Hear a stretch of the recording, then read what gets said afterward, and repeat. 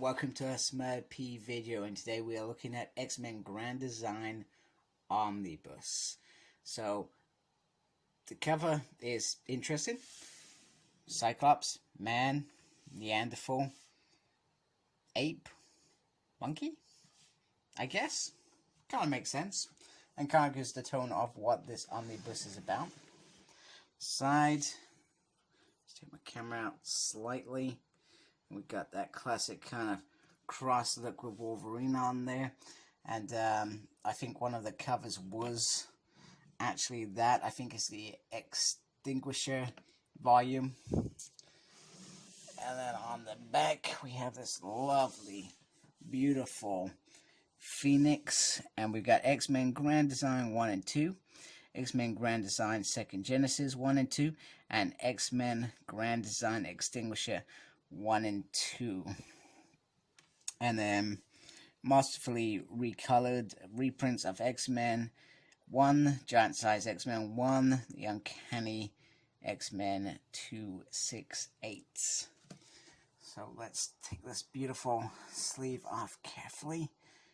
Carefully does it. Oh man, I like things to come off a bit more gentler than that. Let's just put that together. On that side we have a little spiel about what it is, and we have a little spiel about the writer.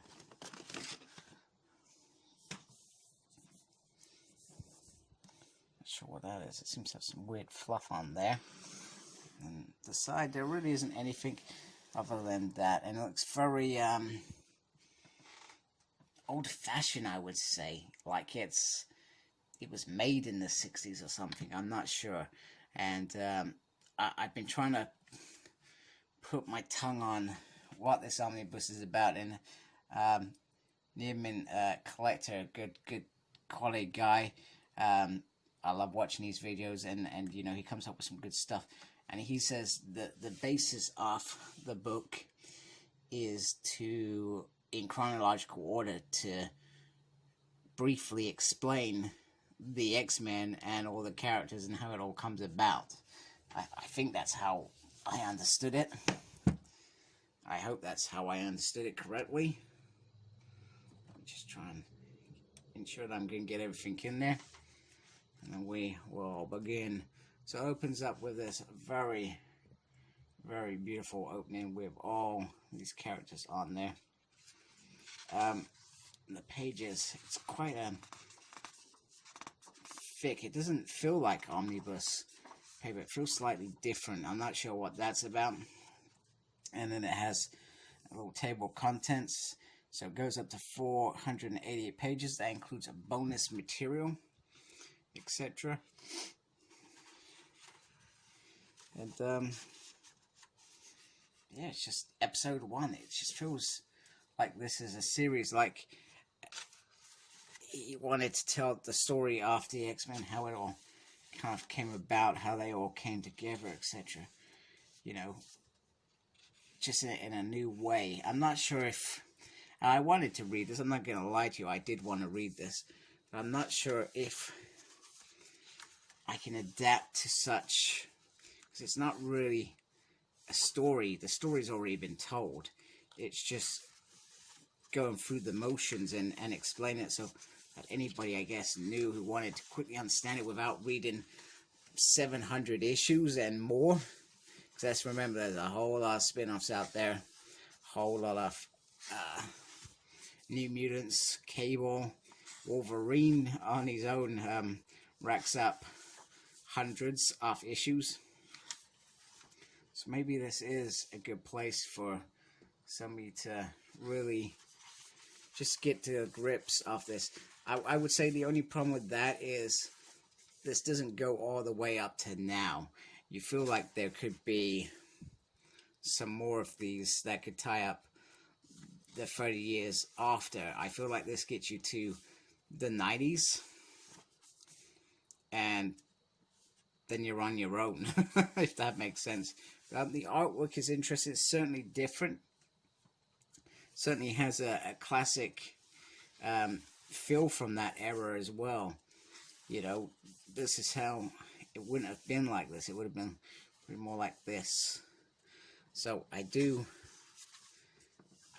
I just know that I'm going to read this and I'm just going to love it, because I end up loving everything. Even if I don't love it, I love it. That makes sense. Y'all remember Chuck Austin? It's Chuck Austin, isn't it? I'm going to pretend it is. I liked his run. Yes, I said it. Hate me all you like. If it is Chuck Austin that I'm thinking of. Maybe I just made the greatest escape by saying that. So yeah, it does feel very nicely, and it feels like it flows really, really quickly and moves on to the next bit really, really quickly. You know, we got Miss Marvel in there. We got all these fine issues that I remember reading and enjoying, just all wrapped in this condensed wave of onslaught of things. I think you would seriously, if you read this, I feel you would have to take your time with it to grasp it, because it is so, like, you're getting like a whole comic in probably a couple of pages. It's absolutely crazy, but I feel like perhaps it works if it's done right and I read it right. I think it will be done. Episode 5. Now, I always intended to read this, but you know, other X related titles on Unlimited take you sometimes away from reading stuff. And then when I saw the Omnibus, I thought, well, I'm not going to read that, because I'm going to read it at Omnibus, which I thoroughly enjoy, sometimes a bit more than reading on the tablet, etc. It's bigger, etc. Oh, the Outback, wow. These were the days. Inferno. It's just brilliant. In episode 6. It continues. So where does it take you? Does this take you? It pretty much takes you right up to, yeah, the early 90s. Storm and Gambit when she was a kid. Extinguisher and Gen. Well, that makes sense. So you feel like there could definitely be more of these afterwards. Definitely more. And it just says the end. You definitely feel like there's got to be more. First 30 years of X-Men history to make this book possible. So these are all the artists that were involved. Got writers in there as well. Pretty much, there was pretty much one main writer for a majority of that, Chris Claremont. Got the first issue, which is nice. I like this. It's quite nice. Very cool. Yeah, it certainly feels like it's from that area. Then we got second Genesis. Great. Nice. Love it.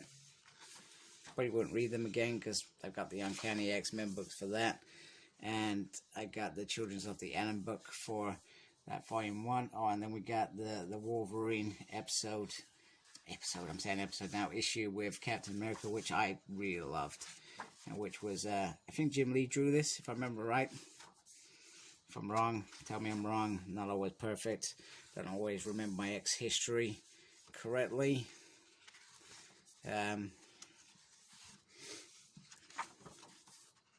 Loads of it. Wow. I mean, you know, there's a quarter.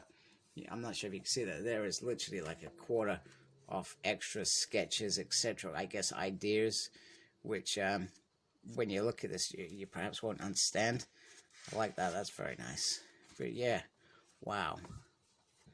Certainly is a very, very beautiful book. Very beautiful book. Okay, I just thought I'd put it next to Friday Night Extinction Agenda, which is the hardcover that came out, and Omnibus Uncanny X-Men 1. Just show you a size. It probably is almost as big as that. Just remember, a quarter of it is pretty much extras rather than anything else. So it is a very nice size. Like I said, if you're an X-Men fan, you're only going to buy this either if you want your omnibus collection to keep growing because you love your omnibuses, or because you feel like it's an interesting, I guess, reference or way to reference all that 30 years that it has done. And I guess if you're a newcomer to X-Men, it might just be a simpler way for you to understand the X-Men's progress through that 30 years to get to the early 90s. I guess the only problem is you feel like that they do need to address the 30 years afterwards, you know, from 1990 to now. It would be brilliant for Ed to, I guess, pick that up. Just to, I think easily you could do another omnibus with this, and I'm not sure how well this did in terms of sales, etc. But I guess if it worked, it's worth it. It's worth the risk, I would say, Marvel. Other than that, I'm probably gonna ever maybe read it once. I mean, when I said that I wanted to look at it, I clearly didn't understand what it was about, because perhaps if I had understood what it was about, maybe I would have looked at it in a different kind of light, so to speak. Rather than that, it's a nice omnibus. I'm glad I've added it to my collection rather than not. Thank you for watching. Like, comment, and please subscribe to my channel. I really appreciate that stuff. Even if you don't like it.